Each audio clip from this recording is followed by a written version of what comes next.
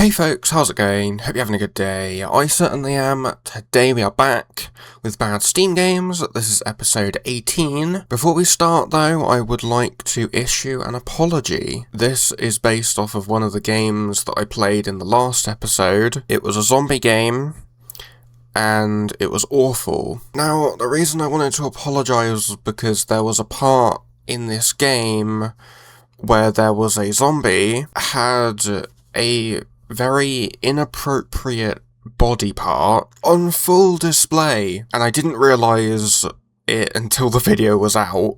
The video was out for about 4 days before I realised that it was there. So I have cut that 30-second clip out of the video, so just to make sure the video doesn't get age restricted or taken down. But I would just like to apologise humbly that I didn't see that when I was recording. And just shame on the developer, really, for including something like that in their game. But there we go, apology over with. Let's get into the first game. So, the first game is called Hit. It's from 2015, it has 468 reviews, 38% of the 468 reviews were positive. That means that 62% of them were negative. So yeah, let's get into the reviews. Downloaded game, launched game, spent about 5 minutes running around 2 separate games, kept in mind that this is still in development, but there's not really enough there to enjoy the game. Characters are interesting, wider selection would be better though. Art is cute, very 70s retro. Cons: no servers, mouse controls are horrible, seems to be aimed at Xbox.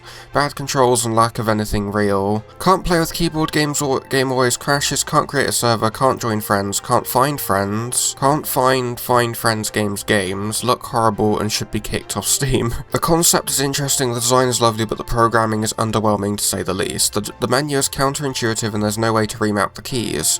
There's no single player and about multiplayer. Let's say it would be easier to find WMD in Iraq than joining a lobby in this game. But hey, it's free, so feel free to try it anyway, it won't cost you a dime. So yeah, that's the reviews. Let's test the game. Right, let's go back. I'm going to see if there's any servers. No, there are none. So I will host a lobby. A or enter to ready up. Okay. Waiting for at least 3 players. Oh my god, you can't... I'll go in the tutorial then. Oh wait, it's paged. There's pages of tutorial. Oh, really? The first game's trash? Because I don't test the games before I record these videos to get that first-hand reaction, you know? Because some people, they test the games before they play the videos and then they fake their reactions, because I don't like that. So I will download the games, I will just hit record, and I will play the game, and the reaction you see is the reaction that I'm actually making. It's not fake. So when a game doesn't work, it's 100% real. So here is my review for Hit. I wasn't able to test this game because there's no single player option, and with multiplayer you need a minimum of 3 players to start, and because no one plays this game anymore, then it's impossible to play, so overall I won't recommend it. So the next game is called Navy Field Crossfire. This is actually a brand new game. It's from the 20th of January this year. It has 26 reviews, 30% of those reviews were positive, that means 70% of them were negative. So, let's get into the reviews. It's a modified version of Navy Field 1 PC version. Little different, but much better. Manual gameplay is absolute possible, yet there are in-game items to buy, but it is not pay to win. To play this game, need time. It is not one of the games where you become a hero in a week or 2. The community is pretty good and fair. You will find help in German, English, Russian and other languages in game chat. There are a lot of clans to go with and some fun on evening times when doing fleet raids. I like the game how it is and it is not bad. So that's the one good review. The translate quality of the game in dialogue and UI are crap-like. The microtransaction system thought out whole game are unbelievable bad. The core game have nothing much thing to hyper with. Do yourself a favour, skip this horrible game. I played the original Navy Field for like 8 years ago. Despite all the negative reviews, I have had to give this a try. Sadly, it's exactly what everyone else has posted. They took probably one of the coolest naval forerunners in the gaming world and turned it into some bizarre RPG experience where everything is automated. Shockingly bad. Everything automated except the movement of the ships, not sure why to play, isn't really Navy Field. Please note that player data and progress are independent on each server. I'll go for this one because it's a new server. It looks fine so far. I mean, I get what they're saying about it looking like a mobile game. Oh. Okay. Target. Mission started. Reconnaissance fleet is... Oh, that's the enemy ship. Okay. I'm gonna skip the tutorial. Go away, Mr. Navy Man. It's not awful. I mean, it's fine. Command Center upgrade. Where's Command Center? Upgrade. It's a mobile game, isn't it? It's just a mobile game on a PC. You are now been stationed on Wake Island. It is a remote atoll with a recently constructed US Navy base. Okay. Attack. No, you want to attack that one first, because he's coming towards you. Also, I'm not losing health. They're shooting my ship, and I'm not losing any health. It's not awful. The game isn't bad. I just don't think that it would work. I just don't think it works as a PC game.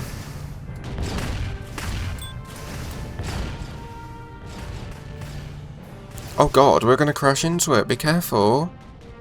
Oh my god, we're dying. We're really dying. Ah. This is disgusting. Why would you spend money on this game? I hate the pay-to-win stuff, it's so annoying. So here is my review for Navy Field Crossfire. This game isn't terrible to be honest, but I just don't think that it works as a PC game.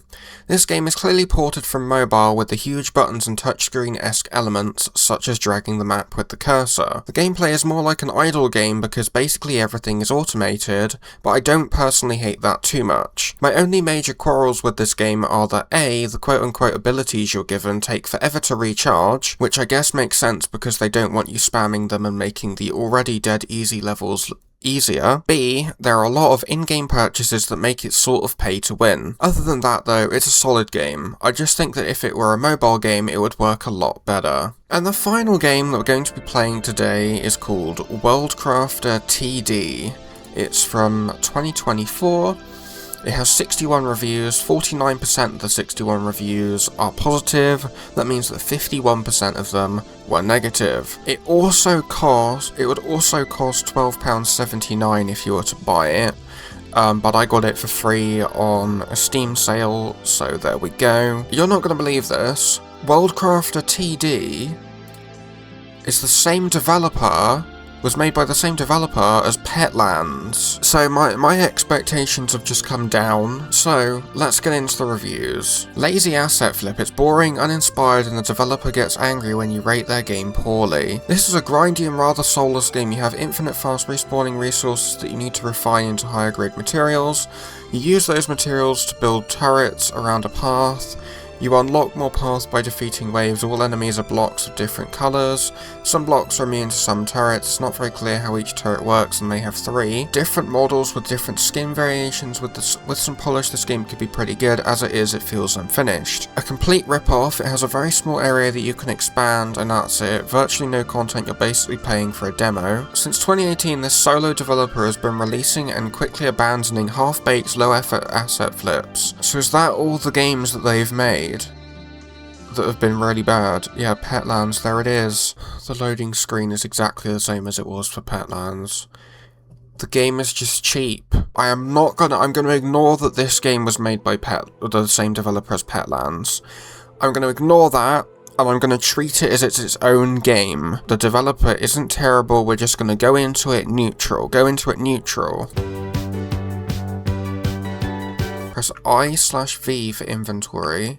Hold tab for build mode and press A and build a forge. It's not awful. The graphics are okay. The gameplay could be better. The game is cheap. That much is true. But it's not awful. So just make loads of coal. I had iron ingots. I need coal for that. Scroll to the secondary category of the build menu and build a turret. You will also need to build a solar panel. Can you just build it in the middle of the path? No. You can't build it off of the path. What, build it over here? A tier 1 solar panel. Oh yeah. So if I build the solar panel over here,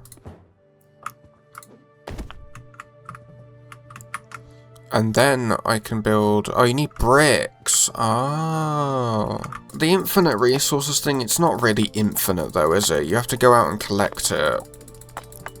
So, it's better. I don't think it's completely worth it. Oh, I need more brick. Does it have to be near the thing? Why can't I build it? I have the materials. Oh, you have to put it next to your thing. That's annoying. Okay, let's start the round. Okay, it's just little blocks.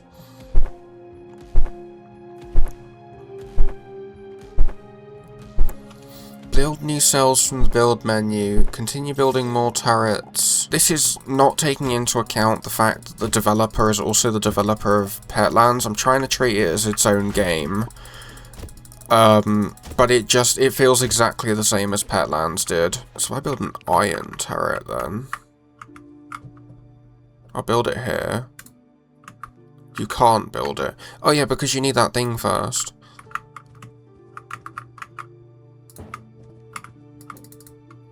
Come on. And then I'll build an iron turret right next to it. Really? Why? Oh, is it because I don't have enough? And it won't let me build it. It won't let me do it. You can't build the freaking turret anywhere, and there's a thing for that. Why can't I build it here? The other one's built there. Here is my review for Worldcrafter TD. Where do I start with this? First off, I'm not surprised to know that the developer of this game is the same developer who made Petlands, a cheaply built, overpriced game. For the sake of this review, however, I will be treating this as if it were a separate and not affiliated with Petlands. This game is blunt and awfully dull. The gameplay gets repetitive and frustrating over time because you need to gather resources to build turrets to defeat different coloured blobs that appear out of a portal, similar to literally every tower defense game in existence. The graphics are okay, but somehow it manages to gobble up my frames. I would usually get around 120 FPS for a game of this graphical caliber, but with this one I got 60 at best, which makes me believe that this game is poorly optimized. Second, there is an unfathomable amount of bugs riddled in this game. The two main ones that I kept encountering were that you can't place turrets where you want to place them, instead you need to place them where the game wants you to place them. You need to place them near a solar panel, which makes sense, but you can only place them in a certain spot near the solar panel, which the game doesn't tell you, so you're left spamming the place button for ages until it finally places it in the most god-awful spot possible. Finally, I would like to add that no game of such poor and underwhelming quality should be sold at £12.79. It's unbelievable how the developer thinks they have the audacity to sell such a poorly designed game at such an extortionate price. If this game was free, bug fixed, and better optimized, then it might be worth it. But in its current state and current price, it's a mess that should not be touched even with a barge pole. So that was Bad Steam Games episode 18. If you guys enjoyed this video, then like, subscribe, and whatever, and I'll see you guys in the next video. So goodbye guys. Goodbye.